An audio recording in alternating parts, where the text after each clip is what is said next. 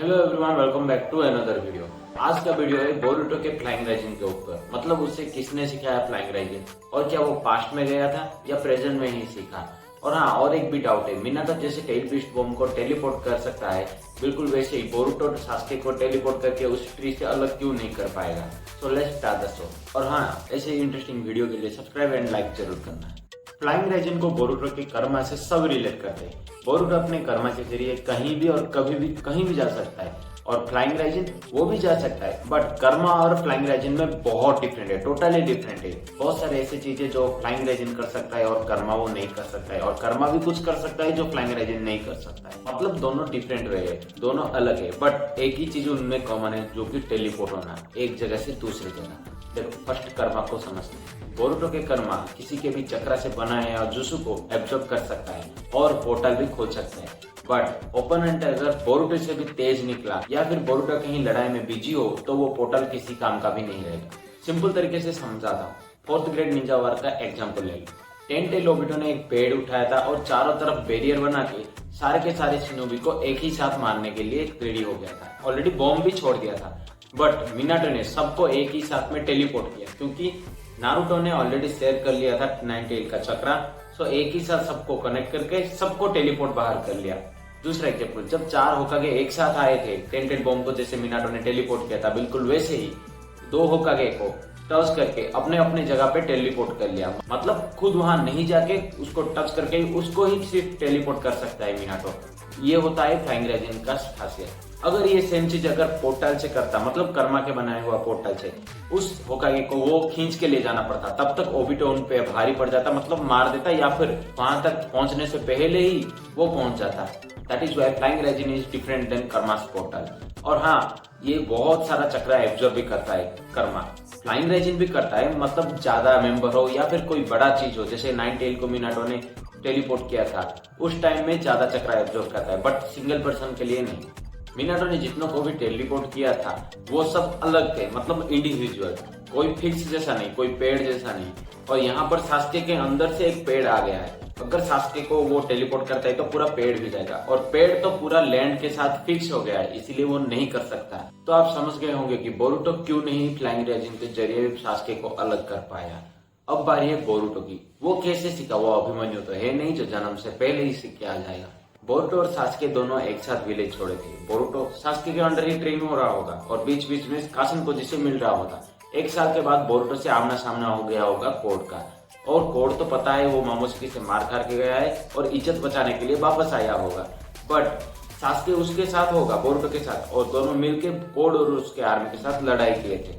But Sasuke को नहीं पता था कि वो क्लॉक रिंग्स किसी भी इंसान को डिवर करने की कोशिश करके ट्री में बदल जाते हैं। वो बोरुटो पे अटैक करते हैं, और हाँ, बोरुटो पे जरूर अटैक करेंगे क्योंकि वो भी ओत्सुकी है और कोड का भी मकसद है ओत्सुकी को डिवर कराना। बट बीच में सास्के आ गया होगा या फिर डायरेक्टली बाइट किया होगा सास्के को, और नतीजा आपके सबके सामने। सास्के को ट्री बनते हुए देख के बोरुटो हेल्पलेस हो गया होगा और वो भागने की कोशिश कर रहा होगा। भागने की नहीं, वो डायरेक्ट ब्लाइंडली अटैक करने की कोशिश कर रहा होगा। बट बीच में काशिन कोजी आके बोरुटो को बचा लेते हैं। देखो, ये गारंटी नहीं कि काशिन कोजी पहले से ही सास्के से मिल रहा था। ये भी हो सकता है कि वो एक टोड के जरिए बोरुटो और सास्के पे नजर रख रहा होगा, क्योंकि अगर कोड के हाथ बोरुटो लग गया और वो ओत्सुकी डिवर करा दिया तो बहुत ही हादसा हो जाएगा। इसीलिए वो नजर रख रहा होगा और सडनली अपियर हो गया होगा। तो जिगन से फाइट करते वक्त काशिन कोजी रिवर्स समनिंग करके टोड आइलैंड चला गया था।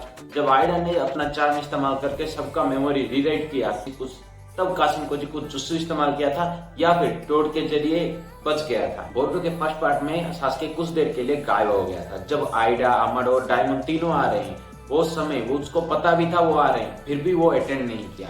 क्यों नहीं किया? मतलब जो उसके विलेज में और उसके ऑफिस में आके एक बंदे को उठाता है और उसके दोस्त को, शिकामारू को, खुला धमकी दे के जाता है, वो आ रहा है, फिर भी सास्के जानबूझ के अटेंड नहीं किया। क्यों नहीं किया? हाँ, वो जाने से पहले कुछ महसूस किया था। बोरुटो को लेके और उसके फ्रेंड्स को लेके एक टीम बनाया जा रहा था जो आइडा के अगेंस्ट, मतलब आइडा के खिलाफ जो भी बात शेयर हो रहा था उन्हें समझाए।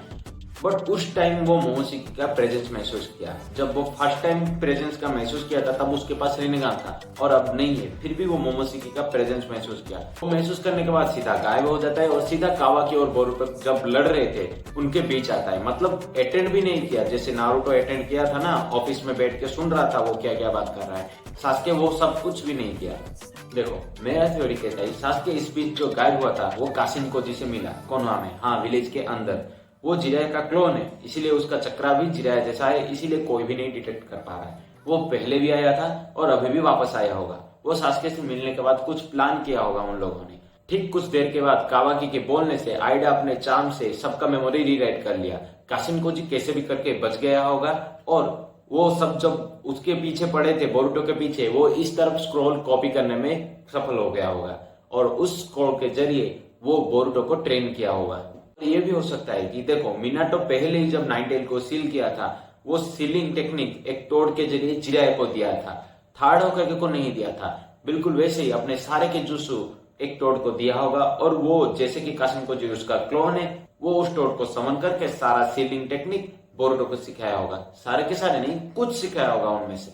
ये जो थ्योरी था टोटली कासिन कोजी से रिलेटेड है और रिसेंट चैप्टर को देखने के बाद ये पता चला कि कासिन कोजी और बोरुतो दोनों को पता था कि ऐसा कुछ होने वाला है और वो दोनों कोड के पूरे टेंटेल आर्मी से लड़ने के लिए तैयार भी है, मतलब फुल कॉन्फिडेंट है, उन्हें पता था। फाइनली आप सबको पता चल गया होगा कि कासिन कोजी ही फ्लाइंग राइजिन और राजाइन उजी को सिखाया था मतलब गाइड किया था स्क्रोल से। रासायन उसी को ही बताया क्योंकि वो भी नेचर एनर्जी से रिलेटेड है, मतलब एर्थ प्लैनेट रोटेशन से रिलेटेड है। ये चैप्टर यही फुल स्टॉप हो गया है। नेक्स्ट चैप्टर कहां से शुरू होगा किसी को भी पता नहीं है। मतलब लास्ट चैप्टर जैसे पता था कि बोरुतो कोड के पास जाने वाला है, वैसे यहाँ पर नहीं पता है कहां से शुरू होगा। बट हम बहुत सारे ऐसे ही थ्योरी वीडियो लेके आने वाले हैं और उससे पहले आप सब्सक्राइब एंड लाइक कर लीजिए और तब तक के लिए